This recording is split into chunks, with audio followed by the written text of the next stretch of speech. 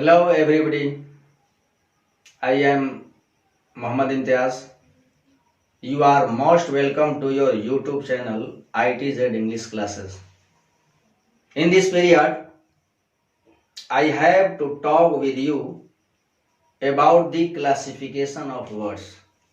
I have to discuss about the ancient classification of words. Here, I shall try to define parts of a speech. I shall also talk about the base of this classification, ancient classification of words. Okay, तो आप सबको पता है कि अंग्रेजी एक language भी है, अंग्रेजी एक लिटरेचर भी है। इस लैंग्वेज को, इस लिटरेचर को बनाने में हमने बहुत सारे शब्दों का प्रयोग किया है। और मैं बताऊं कि आपके अंग्रेजी के सारे शब्द सिमिलर नहीं है। किसी ना किसी नजरिए से, किसी ना किसी दृष्टिकोण से इन शब्दों में कहीं कहीं समानता भी है, सिमिलरिटी भी है, और कहीं कहीं असमानता भी है, डिससिमिलरिटी भी है।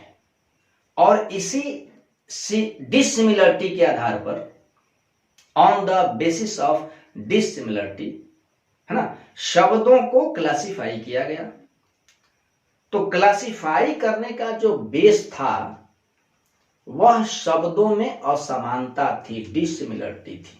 ओके, तो उस क्लासिफिकेशन को समझने से पहले मैं चाहूंगा कि आप एक बार फिर से वर्ड का डिफिनीशन समझ लो।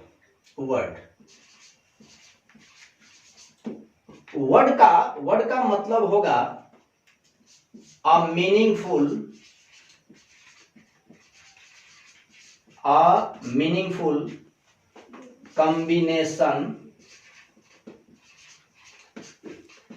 combination of letters. A meaningful combination of letters शब्द होता है, वर्ड होता है, यानी कि अक्षरों का एक ऐसा मेल हो, एक ऐसी उनकी कॉम्बिनेशन हो कि जिसका कुछ एक अर्थ निकले, जिसका कुछ एक मीनिंग हो, तो वह आपका शब्द होगा। अगर अक्षरों का मेल हो और उसका कोई अर्थ नहीं हो, वह मीनिंगलेस हो, तो वह आपका वर्ड नहीं होता है। वर्ड बनने के लिए अक्षरों का मेल होना चाहिए और सार्थक भी होना चाहिए। ये दोनों शर्तें हैं। एग्जाम्पल लेकर के आप देखो, जैसे मैं एक आसान सा एग्जाम्पल रख लेता हूं, आप आसानी से इसको समझ सकते हो। मैं रख लेता हूं मैन। तो मैन 3 अक्षरों का एक कॉम्बिनेशन है, एक वर्ड है। मैन का मतलब होता है आदमी, मैन का मतलब मनुष्य भी होता है। अगर इन अक्षरों के कॉम्बिनेशन को बदल करके हम कुछ ऐसा कर दें, जैसे एन, एम और तब ए लिख लूं, तो क्या ये मीनिंग दे रहा है?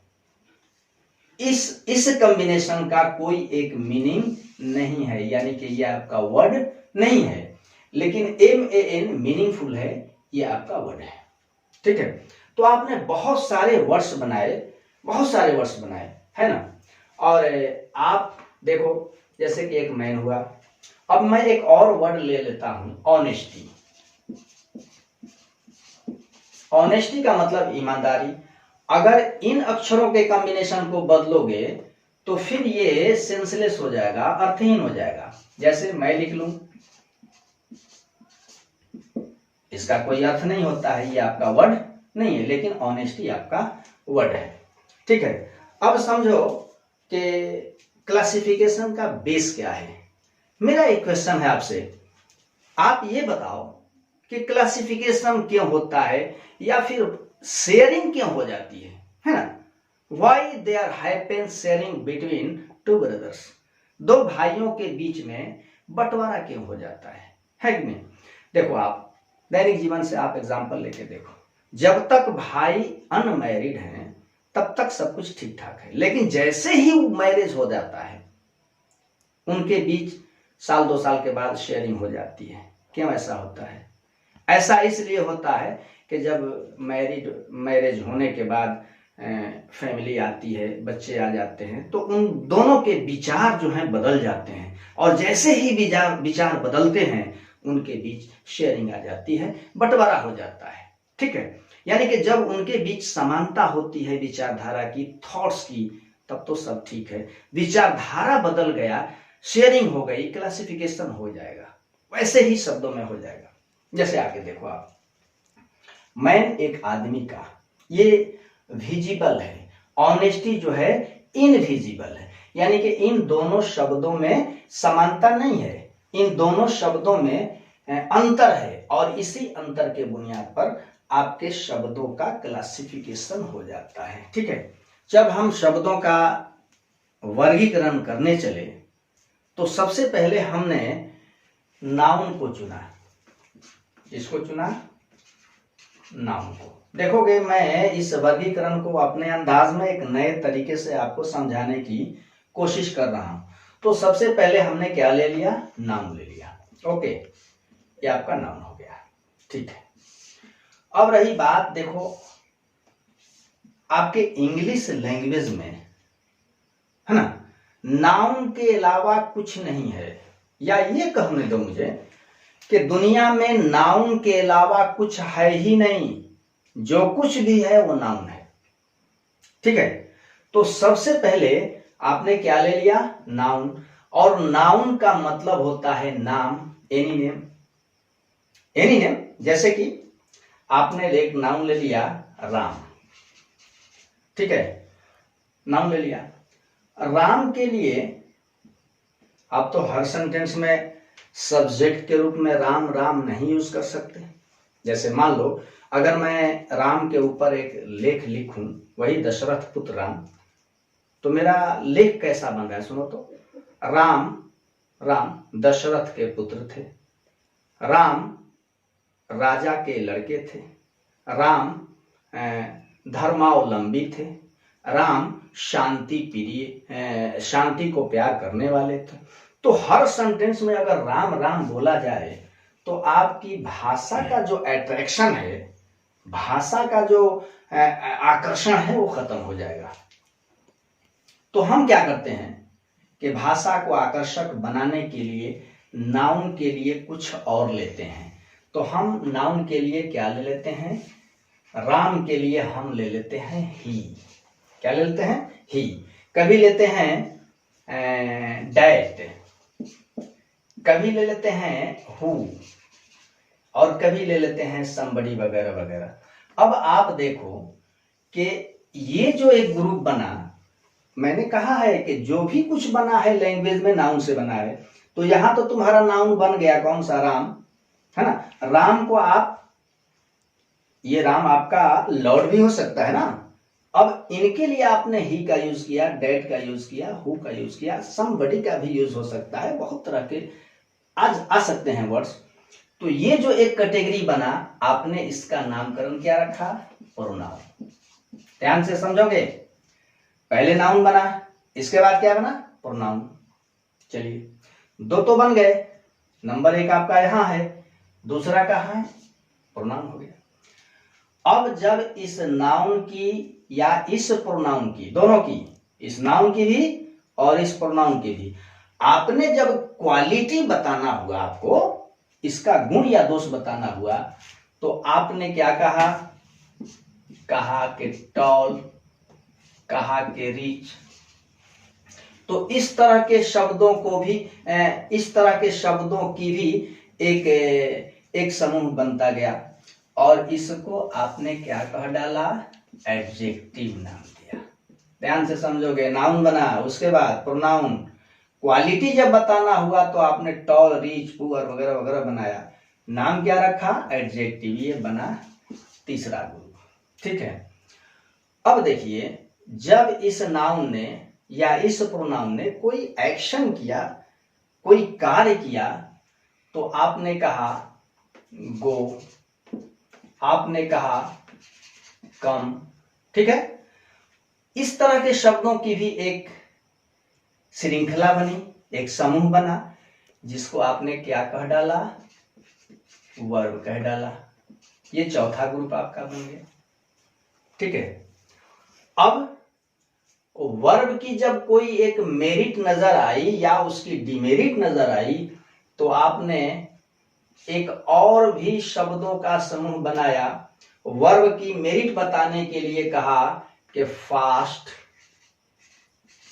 ठीक है, आपने कहा ब्रेवली, ब्रेवली बहादुरी से। तो इस समूह का नाम आपने क्या रख डाला? एडवर्ब रख डाला। ध्यान से देखते जाओगे। सबसे पहले क्या बना? नाउन। इसके बाद क्या बना? प्रोनाउन। नाउन प्रोनाउन की क्वालिटी को बताने के लिए आपने एडजेक्टिव बनाया। ठीक है, और फिर नाउन प्रोनाउन के एक्शंस को बताने के लिए आपने वर्ब बनाया, और वर्ब की मेरिट डिमेरिट बताने के लिए आपने एडवर्ब बनाया। ठीक है, तो कितने बन गए? 5 बन गए। अब जब ये समूह खत्म हुआ तो एक और नए प्रकार का शब्द का समूह बना। कौन सा? आपको कभी जरूरत हुई कि दो नाउन के बीच में रिलेशन बनाया जाए, दोनों को ज्वाइन किया जाए, या दो प्रोनाउन को ज्वाइन किया जाए, तो नाउन और प्रोनाउन को ज्वाइन करने के लिए शब्दों का एक समूह मिला जिसको आपने कहा प्रीपोजिशन। प्रीपोजिशन जैसे कि ऑन, एट वगैरह, तो इसको आपने प्रीपोजिशन कहा। आपका कौन सा ये समूह बना? छठा ग्रुप बना। ठीक है, अब नाउन प्रोनाउन को आपने जोड़ तो लिया, लेकिन जब दो एडजेक्टिव को जोड़ना हुआ, दो वर्ब्स को जोड़ना हुआ, या दो एडवर्ब्स को जोड़ना हुआ, या और भी दो तरह के चीजों को, सेंटेंसेस को जोड़ना पड़ा, तो आपने क्या बना लिया? कंजक्शन बना लिया। जैसे कि एंड, जैसे कि बट। ठीक है, तो इस तरह से आपका ये 7वां समूह बन गया। ठीक है, अब देखिए, नाउन से सब कुछ बना। नाउन और प्रोनाउन भाई जीवधारी हैं, एलिव हैं, इनके अंदर कुछ एक भावनाएं होती हैं। ठीक है, तो इनकी भावनाओं को व्यक्त करने वाले शब्दों का एक समूह मिला।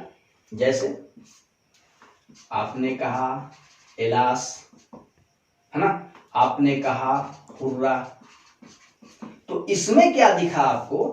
Sudden feeling, sudden feeling. अब इस तरह के शब्दों का जो समूह बना उसको आपने इंटरजेक्शन नाम दे दिया। तो इस तरह से देखो, आप चले थे नाउन से, नाउन के बाद आपका प्रोनाउन बना।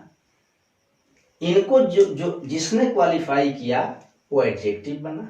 ठीक है, इनके एक्शन के लिए वर्ब हुआ, वर्ब की मेरिट डिमेरिट के लिए एडवर्ब बना, दो नाउन प्रोनाउन को कंबाइन करने के लिए, जोड़ने के लिए प्रीपोजिशन हुआ।